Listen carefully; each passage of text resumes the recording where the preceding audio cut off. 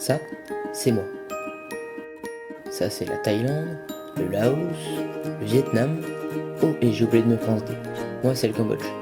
Oh, vous pouvez m'appeler Cambodia ou Kampuchea pour les intimes. Je suis un petit pays dans la péninsule indochinoise. Ça, c'est mon drapeau. Il est joli, non? Au milieu, là, c'est pas une couronne, c'est le temple d'Angkor Wat. Mais je vous expliquerai ça plus tard.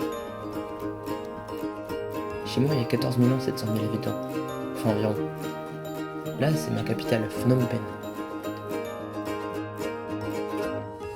Le truc bleu, là, c'est un lac. C'est le lac Tonlé Sap. Moi, je suis un pays très très jeune. Mais laissez-moi vous raconter mon histoire. Depuis très longtemps, mon peuple est bouddhiste. Tout comme l'empire qui était à ma tête, les Khmers. C'est eux qui ont construit le temple d'Angkor Wat.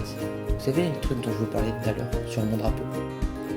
Un jour, en 1863, des Français sont venus. Vous savez, un de ces pays riches à l'ouest.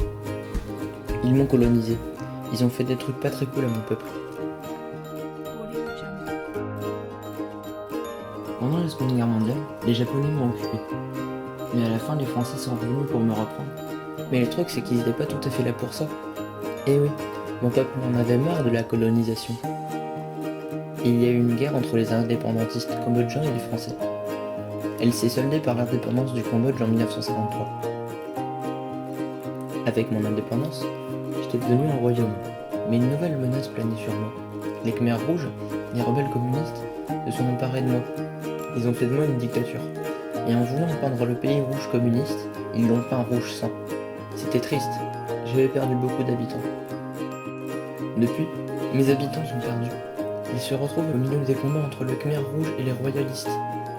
Il y a aussi des Thaïlandais qui se sont mêlés au conflit. En 1992, une organisation internationale est venue chez moi, l'ONU. Elle avait pour but de maintenir la paix chez moi, mais surtout pour un truc super sympa. Ils ont fait voter mon peuple. En voulant faire respecter notre nouvelle constitution signée à Paris en 91, un premier ministre est élu en 93. Quoique un peu douteuse, sa réélection fut bénéfique pour moi. Le climat politique se stabilisait. Mais il reste encore beaucoup de gens pauvres et qui n'ont pas accès à l'éducation.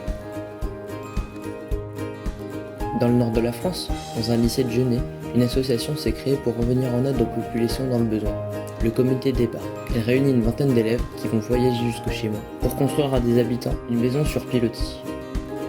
Chaque année, je remercie cette association de venir en aide à ma population. Merci. Audio Jungle.